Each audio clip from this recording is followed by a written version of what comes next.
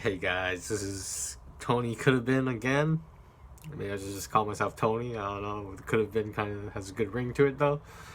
Um, I was told my hair looks better when it's wet. So like just took a shower, kind of got the whole mess thing going on. I realize I'm vain. Yes, I am very, very, very much vain.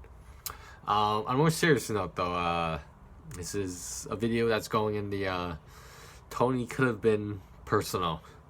I'm going to talk about a topic that a lot of people are surprised that I can talk about so easily about.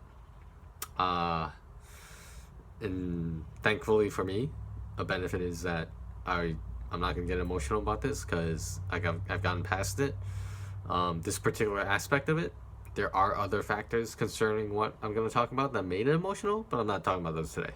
Not tonight, at least. I'm wearing a special shirt that I saw that I feel is very fitting for my YouTube channel in general of Tony Couldve. I've got this shirt on here. I don't know if you can read it. It says, "I'm huge on the internet." Because it's just a matter of time, folks. I'm gonna blow up. I'm telling you guys, I'm gonna blow up. Everybody's gonna be like, "Oh, Tony Lee, that famous YouTuber." But in all seriousness, guys, so I know I did that video about bipolar disorder, and it was a very personal video for me. I just feel like the stigma the only way the stigma is gonna end is if people just keep talking about it, and slowly it will become like accepted and understood that it's real. I mean, mental illness is a normal problem for the majority of people in the world. It's just a matter of getting diagnosed. I mean, like, if you get diagnosed and not be miserable anymore, why wouldn't you be diagnosed? I mean, I'm just saying, like, if your life could be easier because of a pill, then why not take the fucking pill? I mean, that's all I'm saying. Like, I understand, like, there's all these liberals who say, that pills are, manufactured, they're bad for you, blah, blah, blah. And, like, I don't know, I'm living proof that you can ask anybody who's seen me or, experienced life with me while I was unmedicated. Like, it's not fun, man. Like, it's not easy. Like, life is not supposed to be that hard. If you have a chemical imbalance, you have a chemical imbalance. Like, that's what lithium is salt to restore that balance. I'm getting a little off topic here, but, I will say that, this video right here is Tony could have been dead, and I'll tell you why. It's weird that I have a smile on my face while I'm talking about this, but yeah. Recently, because of a bad breakup, for the first time in my life, the very first time, I attempted suicide. In the past, I've had suicidal ideation. I was massively depressed in the past. Before I was diagnosed with bipolar disorder, I just couldn't figure out what was wrong with me. But I knew there was something wrong with me. I know that sounds crazy. Could have been crazy. But I know that sounds crazy that I knew there was something wrong with me. Because mentally, I knew that, like everyone else I know is not going through this. Like, what makes me the exception, And, like, I found all my answers because I have bipolar disorder. And with the suicide attempt, medically, I was doing fine. It was just emotionally, just having a hard time. And, like, I don't want to get too much into the why, under what circumstances, with who I was with when I attempted suicide. It was just a bad breakup, and I'm trying to avoid that topic. I'm just trying to focus on the suicide aspect of it. I will do a video about Tony could have been heartbroken or in love or something like that. But tonight's not the night. No, tonight is definitely not the night. I'm just trying to stay positive and get things off my chest, vent things. Like, for me, this is my therapy when I don't have regular access to therapy. Like, this is I feel like this is good for me. I'm throwing information out there. Hopefully, someone who's watching benefits from it. Because for anyone who's thought of or attempted, no matter how many times, suicide in the past, I just want to tell you, there's people you can talk to. There's hotlines. Go to your community center. You can find a place to talk to somebody. Call a phone number. You can even email. You can chat. Like, there's all these professional sources out there, and you just gotta make time for it. And like, there is a light at the end of the tunnel, but it's just some people have a problem seeing that light, because sometimes it can be very dim, and that's unfortunate. I will say that. Well, I'll talk about the details of my suicide attempt. I basically locked myself in the bathroom, and from my estimation, I took about 15 pills of trazodone, which is a antidepressant, but it's mainly used as a sleep aid because it's a lot more helpful than that. So in my mind of all minds, I was thinking that I was basically just overdosing on sleeping pills, and I would just pass out and drift away off to the other side. And that didn't happen.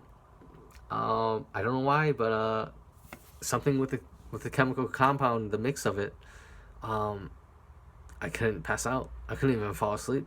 Like, it was like I was inebriated or under the influence, but still very alert. It was the weirdest feeling I've had in a long time, and like, I'm sorry it had to be through that way, but because it was a very weird, surreal feeling. And I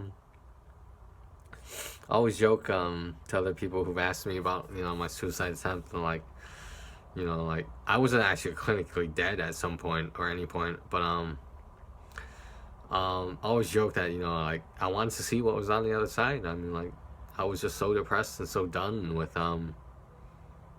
my current life that I wanted to see what was next. I wanted to, like, if it was possible, to pass over without experiencing any physical pain, because after the 15 pills didn't make me pass out, I was like, holy shit, I don't want to be in pain. I don't want my last memory to be like me choking on my vomit and my insides getting disintegrated. But yeah, sometimes I think on the other side, maybe God's there. Maybe I was supposed to see a whole bunch of virgins. Maybe I was supposed to see Buddha. Maybe I was supposed to be reincarnated. I don't know. I didn't see anything. I mean, of course, there's nothing to joke about, suicide attempt and whatnot, but I think it's good that I can look at it in a light, for redundancy's sake. I can very much be lighthearted about it. Like, I mean, yeah, at the time, like, I was under a lot of distress, but I think I just had to realize that everything happens for a reason. And sometimes things don't happen for a reason, because maybe there's a lot of things that anyone has no control over. And it's just like, Tony could have been dead.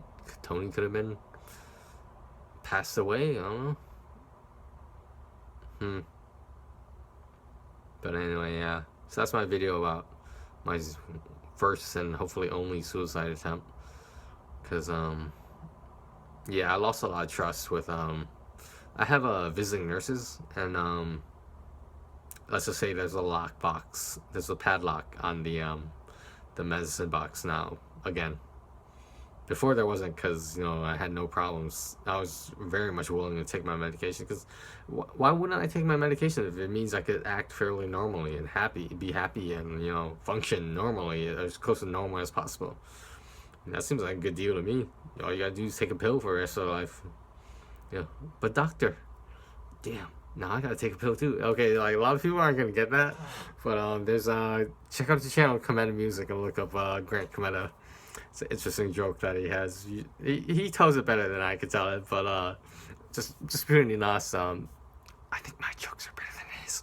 But anyway,